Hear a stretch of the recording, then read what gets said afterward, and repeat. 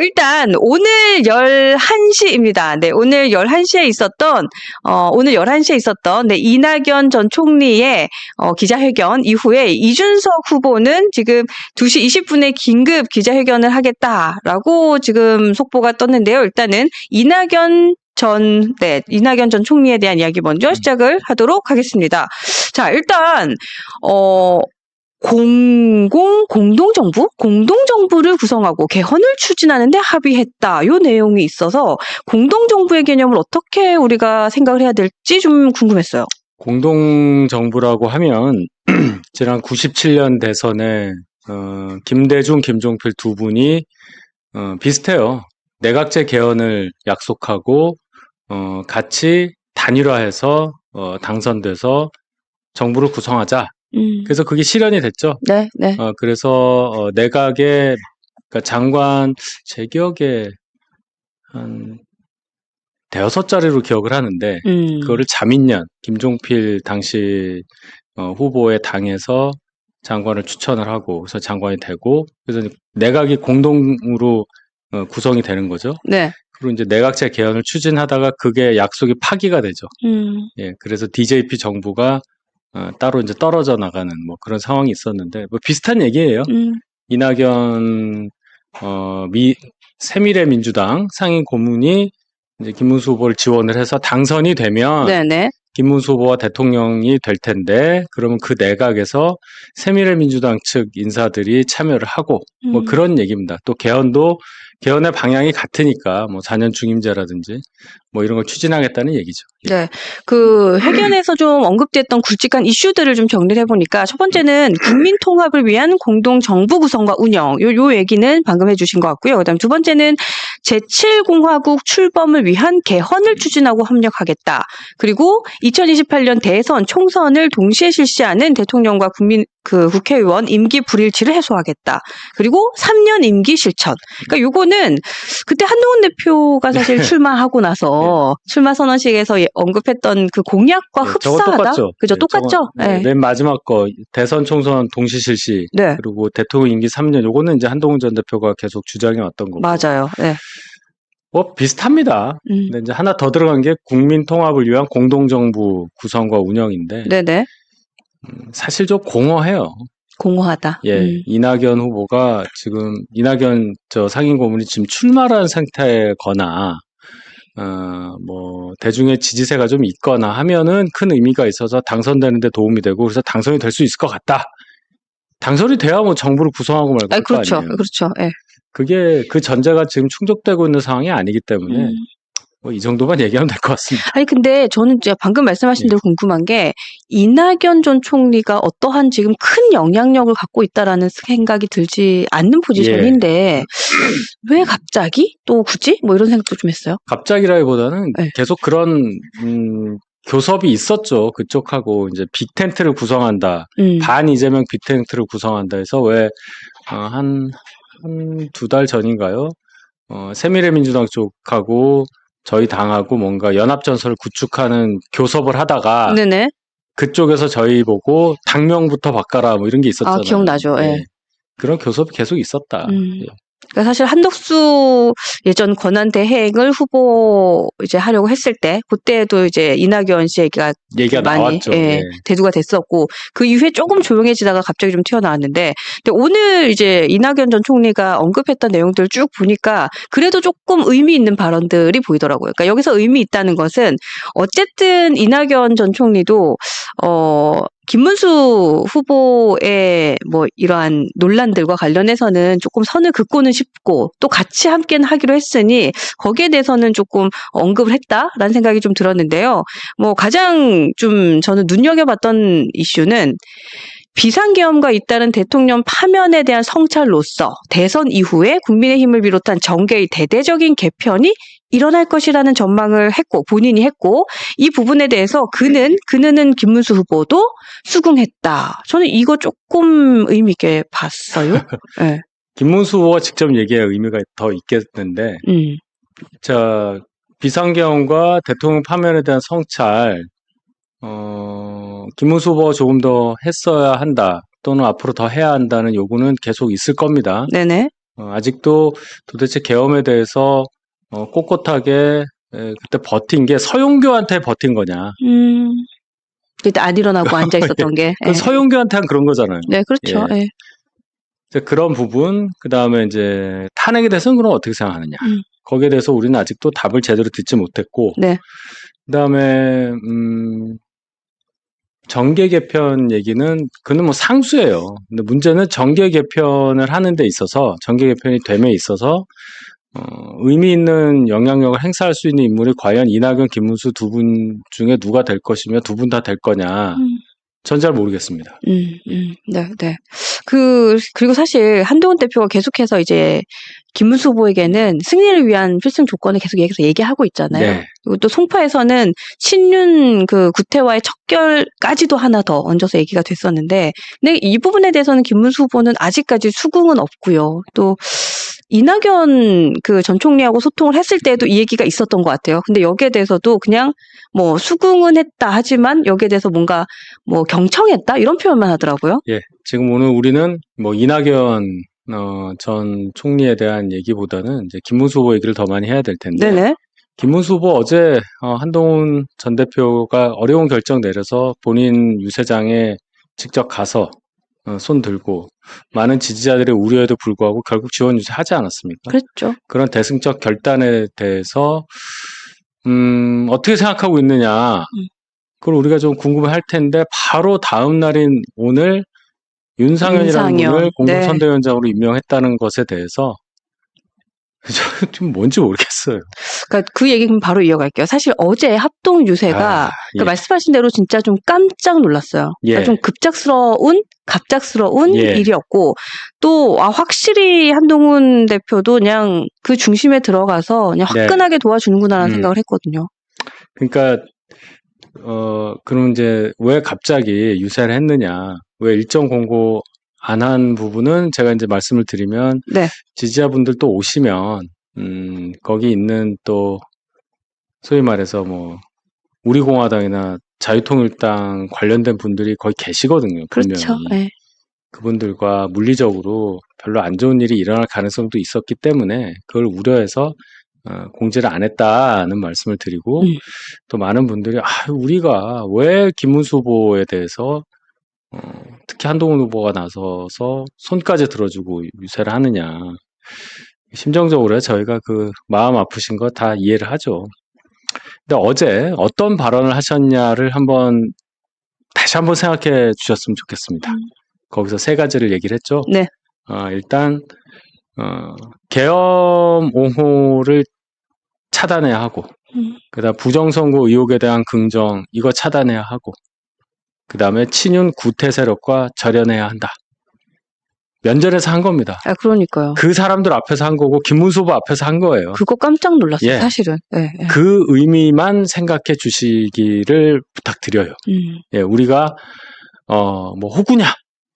대한민국 후보가 되겠다고 했습니다. 한동훈 후보가. 그리고 이제 한동훈 전 대표가 그 말씀을 하셨고, 또 이렇게 하는 것이 왜 우리는 매번 이렇게 도움만 주고 얻는 거 없느냐. 충분히 저도 이해를 하지만 게임은 여기서 끝나는 게 아니고 여러 가지, 우리가 아직은 다수가 아니잖아요. 그러면 아직은 조금 모자란 상태이니까 힘을 더 키워서 더 큰 일을 하기 위한 밑작업이라고 생각을 해주십시오.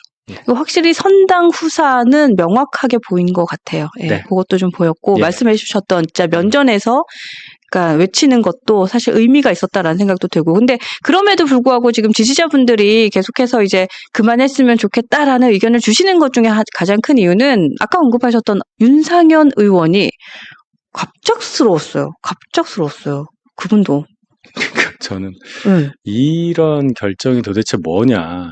그러니까 얘기를 들어보니까 뭐 통합을 하기 위한 거라고 하는데, 김문수 후보가 오케이를 했으니까 임명이 됐겠죠. 그러니까 김문수 후보는 후보기 때문에 한 명이라도 더 들어오자, 뭐 이 생각만 할 겁니다. 뭐 그럴 수 있겠죠. 근데 그 들어오는 게 도움이 되냐 안 되느냐에 대해서는 생각이 달라 보입니다. 그러니까 아직도 이거예요. 여러분들 제가 여러 번 방송에서 말씀을 드리지만 다시 한번 강조를 하면, 보수, 우리끼리 뭉쳐서 이길 수 있다는 생각을 버려야 돼요. 우리끼리 뭉쳐봤자 반이 안 됩니다. 이미 그렇게 된 지가 10년이 넘어요. 16년도부터 시작된 총선 3차례 패배는 그것도 뭐 많이 졌어요. 그게 그냥 우리가 뭐 옥새 들고 나르샤, 무슨 뭐 찐박, 뭐 간별사, 뭐 그런 거에서 졌다. 이런 식으로 지금 생각하잖아요. 사실 그게 다는 아닌 것 같아요. 그렇지가 않아요. 네, 그거 다는 아닌 것 같아요. 전체 표를 보십시오. 지역구 투표 요번에 작년에 5.4%를 졌어요. 엄청 진 겁니다. 그러네요. 그렇게 따지면. 네네. 지난 대선도 겨우 이겼어요. 0.73. 그 다음에 박근혜 전 대통령 이길 때 3.6% 이겼는데요. 잘 보세요. 그것도. 그때도 박근혜라는 후보, 서사가 있고, 뭔가, 이미지가 그래도 좀 남다르잖아요. 그렇죠. 대통령의 딸이고 부모가 모두 흉탄에 돌아가신 그러한 정치 지도자, 겸손한 지도자, 혼자 사시는 독신의 여성. 이런 서사가 없었다면 당선되기 어려운 선거였습니다. 3.6% 이겼는데요. 108만 표 이겼어요. 부울경만 111만 표 이겼습니다. 그럼 나머지 지역 졌단 얘기예요. 3만 표를. 그러네요. 그렇죠. 네, 근데 지금 부울경만 보잔 말이에요. 그런 식으로 따져보면 우리가 어떤 정치 지형에 살고 있는가를 분명히 알게 될 텐데. 그리고 나머지 지역들은 더 나빠졌습니다. 그게 2012년도예요. 자, 그러면 12년도, 13년도, 12년, 13년이 지나간 건데 이 상황에서도 우리끼리 잘 뭉쳐가지고 보수가 뭉치면 이긴다. 뭉쳐야 삽니다. 이 말을 할 수가 없다는 얘기입니다. 이 당만 할 거면은 가능하죠.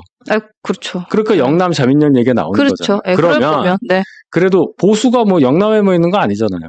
우리가 지평을 더 이제 넓힐 수밖에 없는 상황이 될 텐데 이때 쓸 수 있는 전략이 뭔가에 대해서 왜 고민을 안 하느냐. 이분들이 우리 잘 나갈 때 정치에 데뷔했기 때문에 김문수 지사 후보만 해도 96년에 정치 데뷔를 했단 말이에요. 대부분 보면 우리가 보수가 좀 잘 나갈 때 정치 시작하신 분들이에요. 이분들이 그 DNA를 갖고서 계속 정치를 하고 있다. 그러니까 따라가지 못하는구나. 지형의 변화에 그죠. 윤상현 의원도 2004년에 아깝게 떨어지고 2008년에 들어와서 지금 5선이에요. 그러네요. 이명박 왕창 이길 때. 그 생각만 하고 있는 거예요, 지금.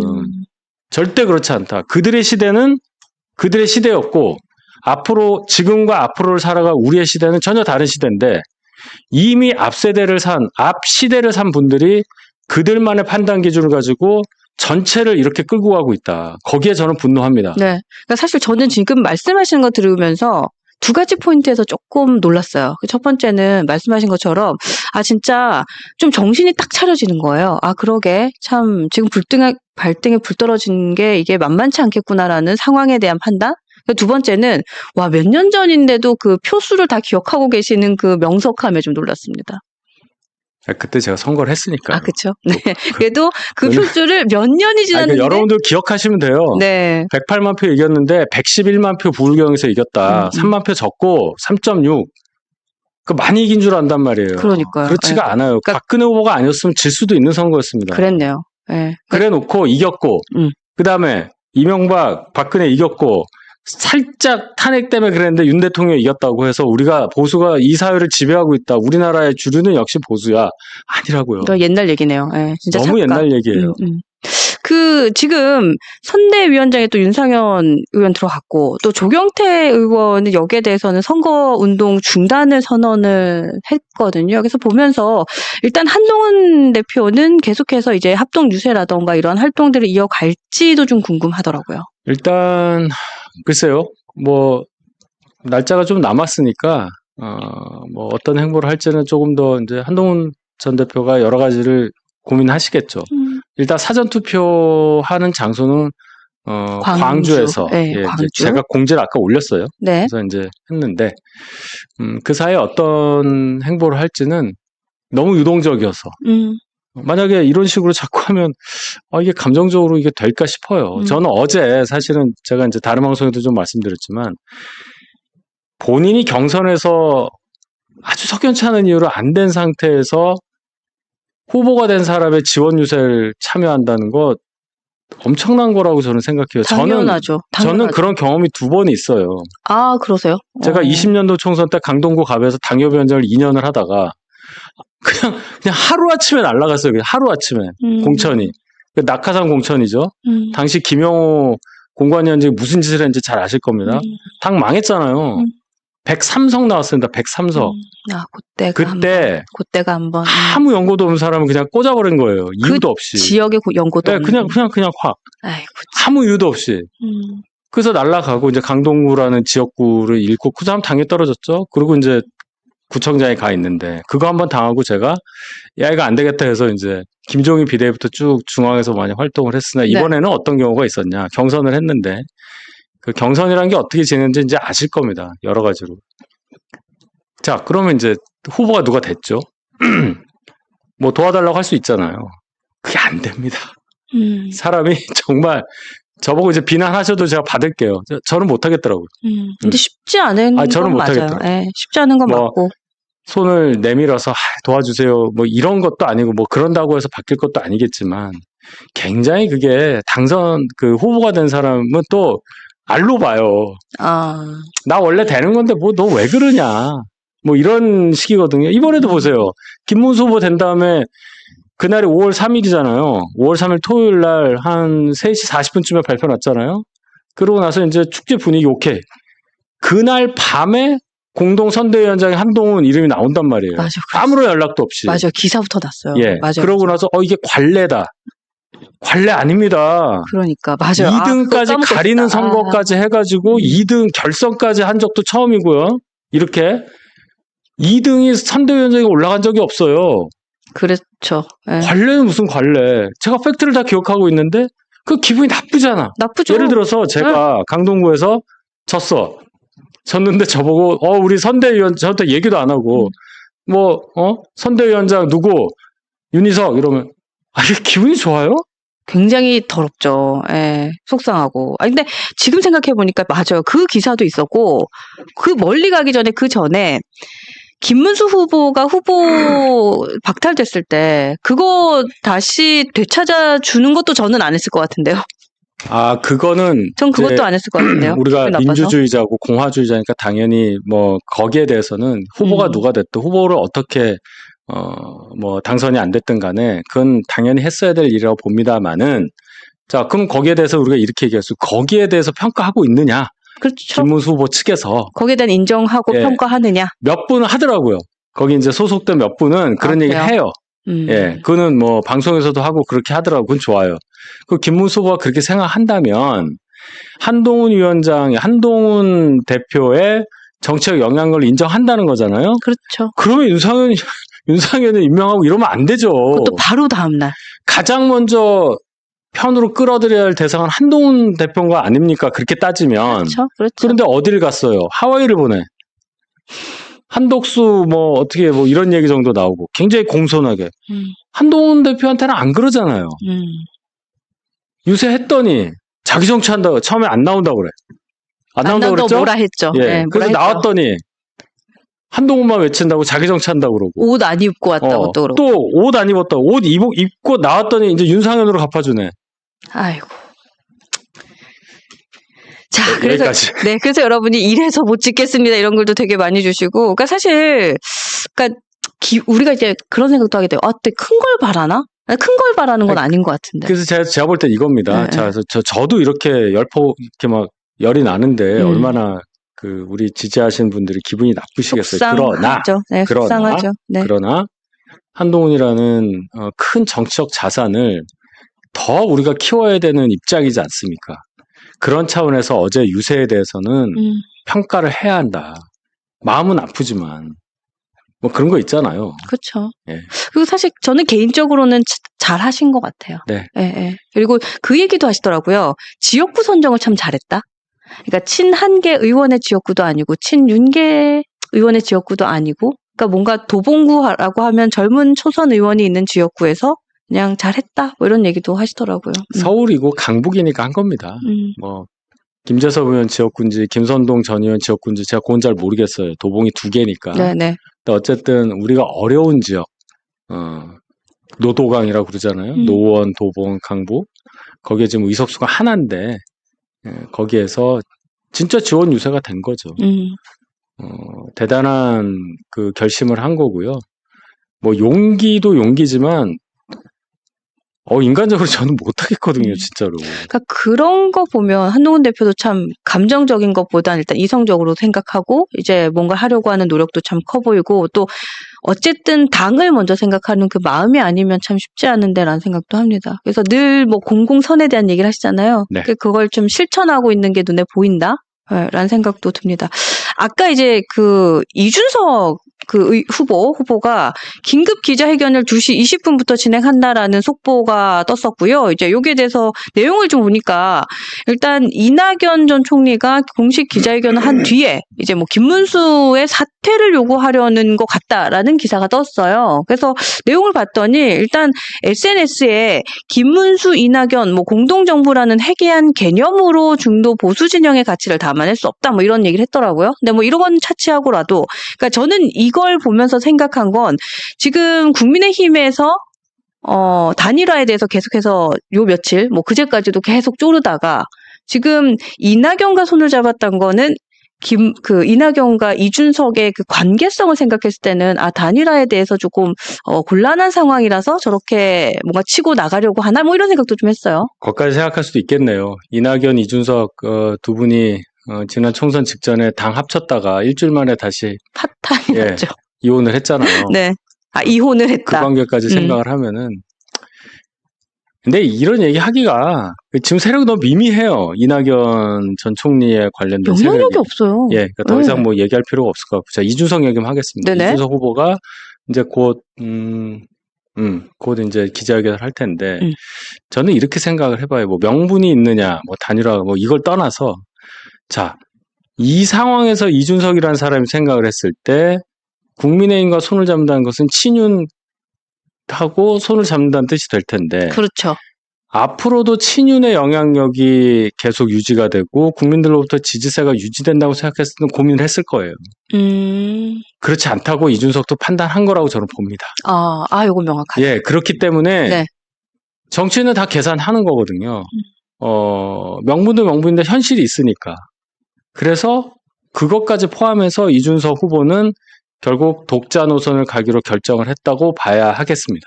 저는 그렇게 해석해요. 그러면 앞으로도 어쨌든 선거 끝날 때까지도 단일화는 이준석의 의사에는 없다. 그렇게까지 보시면 그냥 없다고 생각해서 3자 구도로 보시죠. 3자 구도로 보겠다. 3자 구도로 보시면서 여론조사 나오는 거 이제는 오늘까지밖에는 한 것만 우리가 알게 되고 그렇죠. 대선을 마칠 텐데 네.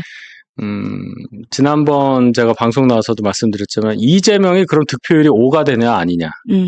김문수 후보가 4자를 앞에 그리냐 마느냐. 이준석이 단자리냐 두 자리냐 이것만 보시면 되겠습니다. 네, 좋습니다. 그러면 이제 말씀하셨던 여론조사에 대한 얘기를 좀 이어가려고 하는데 깜깜이 기간을 앞두고 여론조사들이 그래도 좀 쏟아지고 있는 것 같아요. 일단 한국갤럽이 오늘 조사가 나왔는데요. 결과가 24일과 25일 양일간 진행을 했고요. 지금 보니까 이재명 후보가 49%, 김문수 35%, 이준석이 11%. 와, 그럼 저번보다 이준석은 한 1% 가까이, 조금 더 나온 것 같아요. 좀 더 나았죠. 네. 근데 또 이재명은 50%를 문 앞에 두고 집계가 됐네요. 그러니까 이제 결론적으로 보면은 제가 아까 말씀드렸던 그 5자냐 4자냐 이재명 그리고 김문수 4자 3자 그게 이제 저기 나오는 건데요. 다른 여론조사 결과도 뭐 중간에 좀 이재명이 내려가고 뭐 어떻게 되고 이런 얘기 있었지만 결국 보수 지지층이 김문수 후보로 이제 정해져서 조금 지체된 상황이 있었잖아요. 그거를 만회해서 어느 정도 따라가는 과정까지를 보여준 게 지금까지의 여론조사 흐름이었다면 지금 저거는 굉장히 확정적이에요. 49%가 나왔잖아요. 그러니까요. 생각보다는. 몇 주 전하고 똑같은 게 나왔잖아요. 그러면 저게 없음 모름 하면 한 5% 나오더라고요. 저 조사가. 그럼 분모가 95란 얘기입니다. 95가 100이 될 때는 49가 뭐가 되겠어요? 1.05 정도를 곱해야 되겠죠. 그럼 50이 넘어요. 그러네. 그렇게 보셔야 됩니다. 그러네. 그러니까 승패에 대해서는 지금 더 뭐 얘기할 게 있을까 싶어요. 그리고 사실 뭐 이제 일주일 남았고. 그렇죠? 또 리서치 여기가 지금 동아일보 의뢰로 여기는 이제 하루가 좀 빠지네요. 24일에서 25일 동안 진행한 걸 보면 여기서도 이재명 후보는 45.9%. 그다음 김문수 후보가 34.4%, 이준석 11.3%. 그러니까 이준석 후보는 어쨌든 10%가 넘는 걸로 나오고 있고. 저기도 한번 보세요. 네. 45.9에다 34.4 더하면은 80 조금 넘잖아요. 그렇죠. 거기에 이준석 후보 하면 이제 90한2 정도 될 겁니다. 그럼 분모가 92인 거예요. 그러네요. 92에다가 그럼 92에다가 45.9 분모가 92고 위에가 45.9면 거의 반이에요. 거의 반이죠. 그러네요. 예. 아, 그러네. 예. 그러면 이재명 후보가 여기서도 50%. 질 수가 없는 겁니다. 그러네요. 예. 가반 이상으로 나오는 예. 높은 것을 과반이 보여주는군요. 될 가능성이 크죠. 저렇게 되면은. 항상 분모를 꼭 없음 모름을 꼭 보시라. 아, 그러네요. 예. 요거 진짜 포인트네요. 근데 이제 지금 대선 후보 토론회가 한 번이 남았거든요. 이제 그 키워드는 정치인데 이제 그 토론회 이후로 뭔가 여론조사 결과에 영향을 줄 거라는 생각도 들진 않아요. 별로 안 보잖아요. 뼈 맞았다. 별로 안 봐요. 안 보기도 하고. 저나 이렇게 우리 앵커님이시나 이렇게 방송해야 하고 이걸 업으로 사는 분들이야 처음부터 막 다 보지만 대부분 보면 이제 유튜브로 살짝 보거나 기사 통해서 보거나 하는 거지. 뭐 아름다운 장면이라 그걸 보겠습니다. 그러니까요. 네. 오늘은 아마 정말로 안 좋은 장면들이 많이 나올 거예요. 서로 이제 마지막이라 막 싸울 거거든요. 주제와 관계없이. 사실 또 주제도 주제고. 주제가 오늘 정치인데 뭐 개헌 얘기 뭐 많을 거다. 그거는 신문기사 쓸 용이고요. 오늘 뭐 내란 얘기 나오고 뭐 맞아요. 탄핵 나오고 개헌 탄핵, 나오고. 계엄, 내란 요거 나올 것 너는 같아요. 왜 계엄할 때 왜 못 들어왔냐부터 시작해서 맞아요. 이준석한테 그럴 거고. 이재명 보고는 왜 숲에 숨었냐 얘기 나올 거고. 그렇죠. 김문수 당신 입장은 뭐냐 또 같은 얘기 할 거고. 네. 그러면서 서로 말하다 보니까 이제 말이 물려가지고 무슨 소리인지 못 알아듣는 심판이 뜯어말리는 그런 상황이 나올 거예요. 그 전체적인 투표율은 좀 어떻게 전망하세요? 별로 높지 않아 보입니다. 그렇죠. 네. 이렇게 선대위가 운영이 되면 오늘 윤상현 의원 공동위원장으로 한 벌써 댓글 보세요. 아니 안 할래 하는 분도 막 나오잖아요. 그러니까요. 아니 많아요. 그러니까 안 할래요가 많아요. 한동훈 마사라도 내가 김문수 찍어줄게라는 분이 있을 수 있어요. 그런 분들이 어떤 판단을 하겠습니까? 당연히 여기에 대해서는 안 좋게 판단할 가능성이 높고 뭐 윤상현 의원이 뭐 3보 1찍이라는 걸 한다는 거 아니에요? 한 번씩 셀카 찍어주고 한다는 건데 미치겠습니다 정말. 진짜 미치겠어요. 네. 정신 승리만 하고 지난번에 구청장 선거할 때 4월 2일 날 그 우리 구로구청장 제가 볼 때 후보 안 냈잖아요. 그래서 자통당 후보 밀었잖아요. 그때 윤상현 의원 가서 지원 유세 했잖아요. 그럼 보십시오. 결과가 어땠는지. 그러니까. 예. 야, 근데 진짜 끝까지 그러니까 이제 뭐 7일 딱 남았는데 끝까지 김문수 후보의 입에서는 그 승리를 위해서 전략적으로 해야 하는 그 말에 대해서는 그 어떠한 것도 나오질 않네요. 예, 그게 참 안타깝네요. 그거는 김문수 후보의 그냥 캐릭터예요. 그렇게 보세요. 결론은 우리가 선거 후보를 그러면 잘 뽑았느냐 그 문제로 가게 되는데 그래도 저희 당 후보니까 제가 더 말은 안 하겠습니다만은 이 말씀만 한번 드릴게요. 제 개인적 입장으로는 네. 어떤 생각이 드느냐. 7년 전 2018년에 자유한국당 때 우리 막 문재인 처음 들어오고 그때 김정은하고 트럼프가 싱가포르에서 만나고 할 때 정말 그 지방선거 망했거든요. 완전히 망했어요. 그때 서울시장 후보가 김문수 후보라고 그랬잖아요. 네네. 예. 그리고 제가 비서실장이었다고 그랬잖아요. 그때 후보 말씀하셨죠. 예. 그때 김문수 후보 서울시장 후보 됐을 때도 아무도 하려는 사람이 없어서 그냥 후보가 된 거예요. 신나서 한 선거가 아니었습니다. 그런데 7년이 지났는데 우리가 네. 그래도 여당을 직전까지 했었고 그래도 수습을 해서 이 정도 온 당에서 서울시장 후보도 아니고 대선 후보의 김문수 후보다.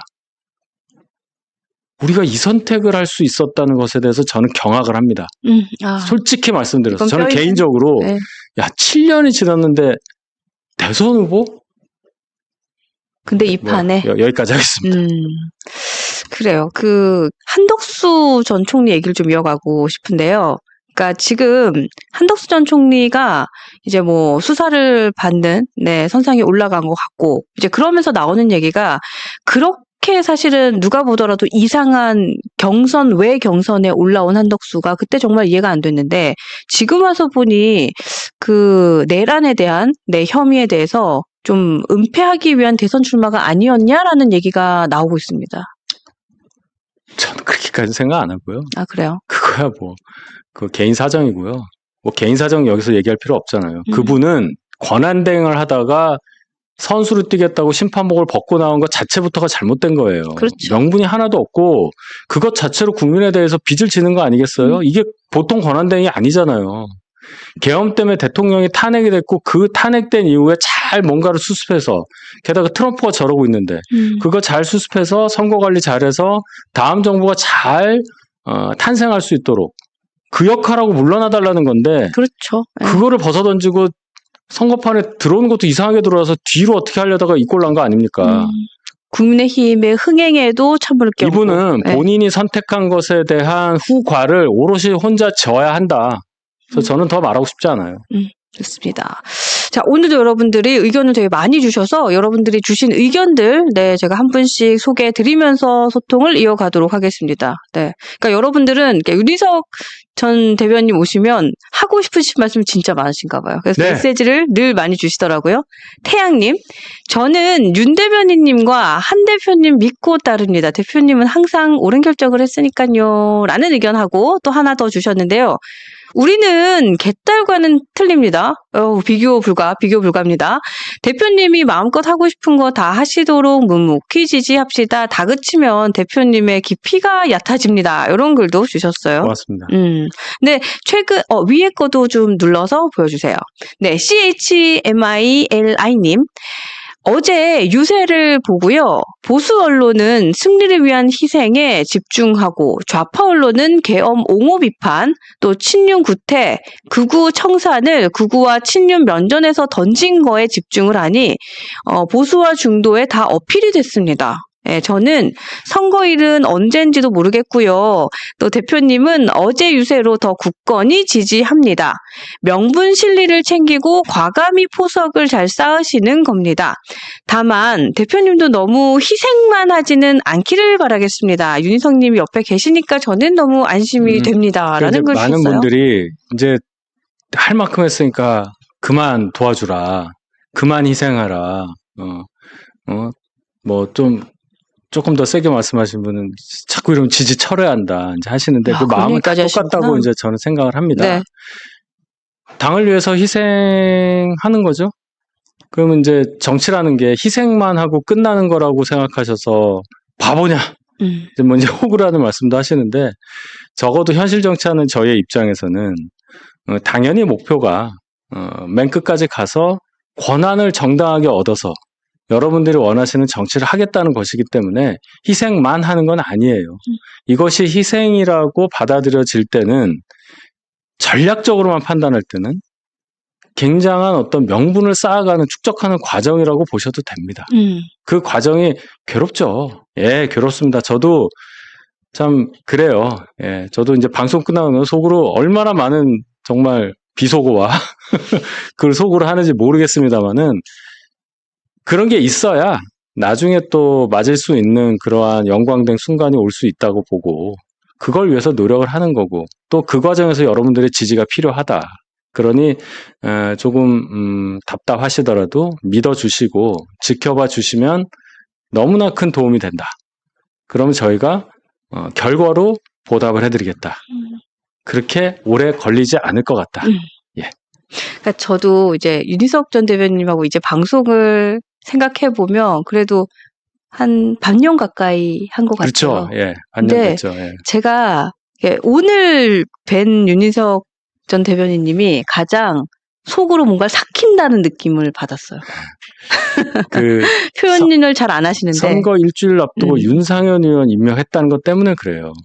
그냥 보통 친윤 의원이 아니라 이분의 도드라진 행동과 여러 가지들을 국민들께서 아시지 않습니까? 그렇죠. 예. 네, 그렇죠. 네. 이분으로 상징되는 게 윤 대통령만 있어요?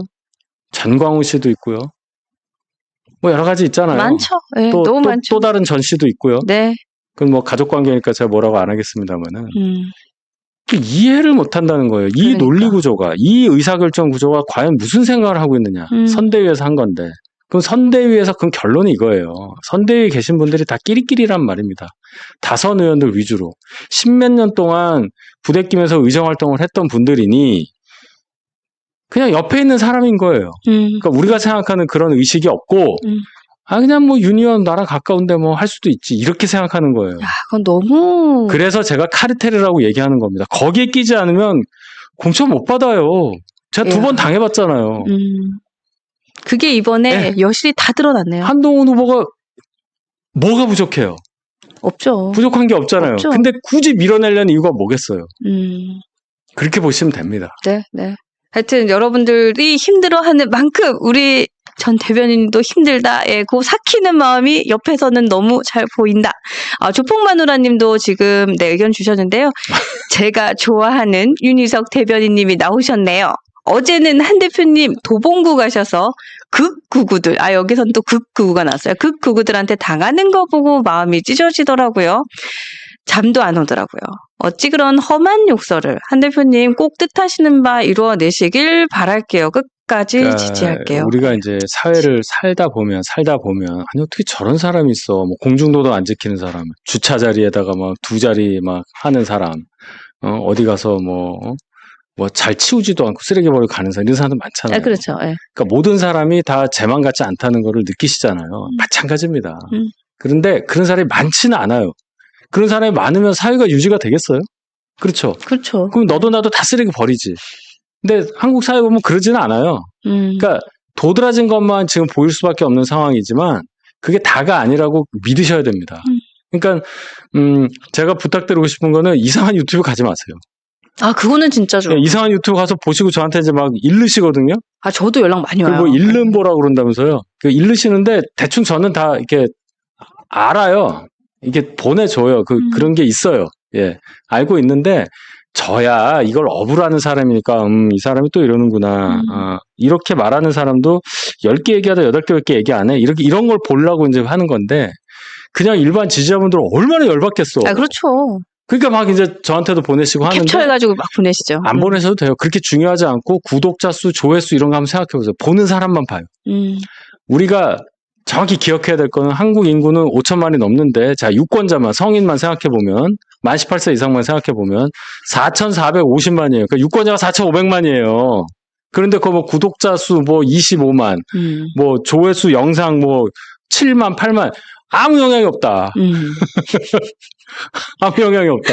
너무 놀라지 마시라고. 네, 너무 달달달 하시지 않으셔도 됩니다. 이거 응징해야 되는데, 그게 더, 그냥 놔두세요. 예. 늘 말씀드리지만 어쩔 수가 없잖아. 그 에너지를 저희가 더 귀한 곳에 여러분들 하시고 있는 일, 열심히 하고 계시는 그 일에 더 집중하시면 됩니다. 네, 우리 집 지키고 당의 주인이 되는 그 길!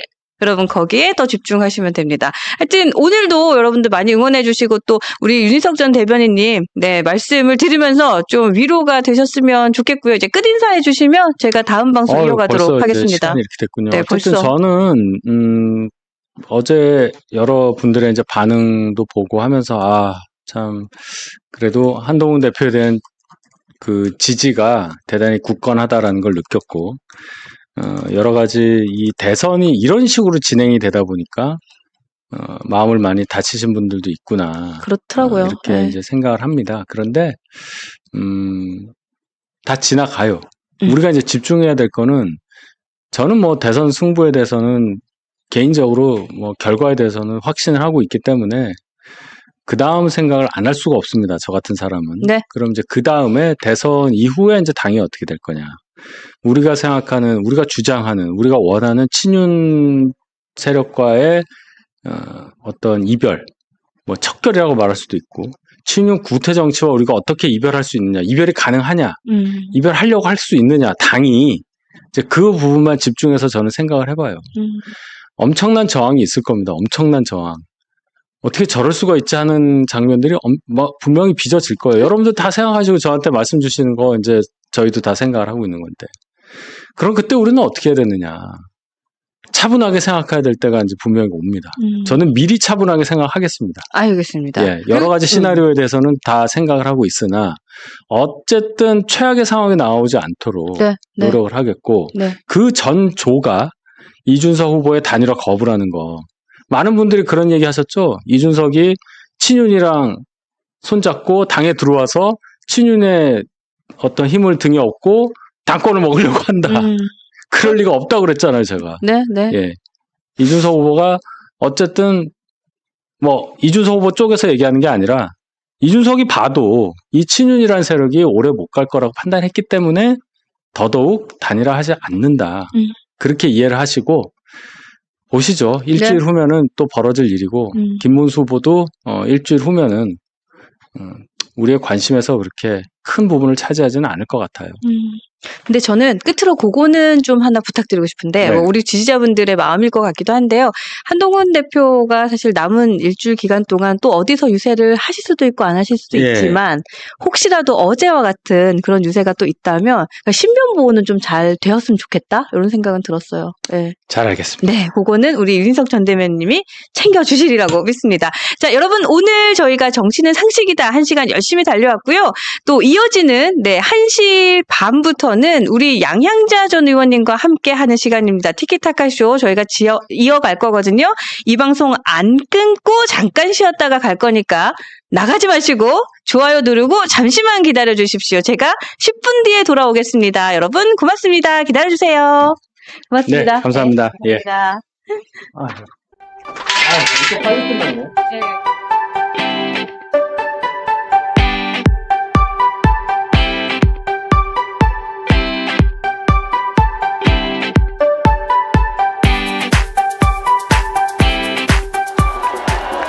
그리고 김문수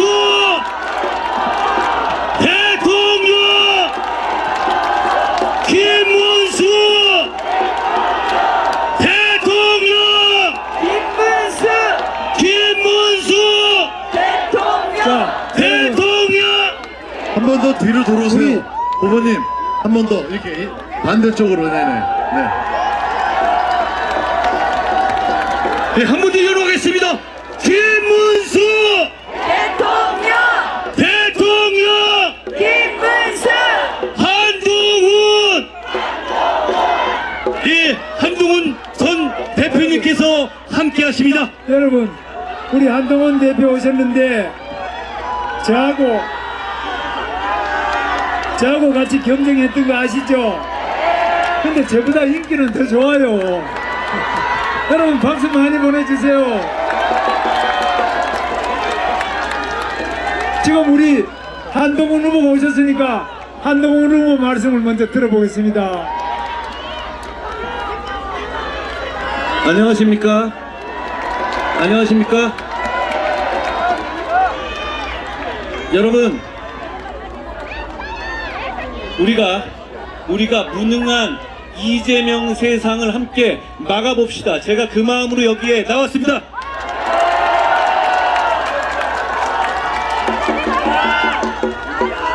여러분, 이재명은 사악해서 위험한 것이 아니라 무능해서 위험합니다. 이재명은 김어준을 대법관 만들겠다는 법을 얘기했다가 오늘 철회했습니다. 제가 김어준 대법관법이라고 이름 붙였고 바로 여러분들께서 제대로 비판하고 감시하니까 무서워서 꼬리 말고 도망갔습니다. 우리가 명분 있게 싸우면 이재명 이길 수 있습니다. 그리고 이재명의 경제정책 뭡니까? 노주성입니다. 노쇼, 주도, 성장입니다. 호텔에다가 노쇼로 사기치면 경제가 돌아간다고 사기치는 것이 어떻게 경제정책일 수 있습니까? 많은 국민들이 이재명은 정말 안 되겠다고 하십니다. 그리고 이재명은 우리같이 현실에서 사는 생활인들을 무시합니다. 커피 원가 120원이라고 커피집, 카페 사장님들을 폭리 취하는 무례배로 모함합니다. 이재명 말대로면 이재용 회장도 커피집 차리고 워렌 버핏도 커피집 차릴 겁니다. 그렇습니까? 이재용 말대로라면 AI 필요 없고 다 커피집 차리면 됩니다. 많은 국민들께서 이재명은 정말 안 되겠다고 하십니다. 여러분 이런 이재명 절대 안 된다고 생각하시는 많은 분들, 그리고 이번 선거는 중도층이 결국 승패를 좌우할 겁니다. 그분들이 바로 여기 이 김문수 후보를 찍게 만들어야 합니다. 김문수 대통령! 저는 그러기 위해서 우리가 계엄 옹호론, 부정선거 음모론과 확실하게 선 긋고 신윤 구태 정치와 확실하게 개혁할 것이라는 얘기해서 승리의 길로 가야 한다고 생각합니다. 여러분 제 말 믿으십시오. 그러면 이깁니다. 그래서 이깁시다. 반드시 이재명의 위험한 세상을 막아봅시다. 고맙습니다. 김문수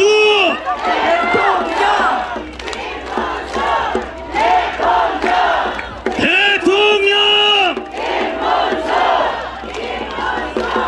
여러분, 우리 한동훈 대표에게 큰 박수 한번 보내주세요.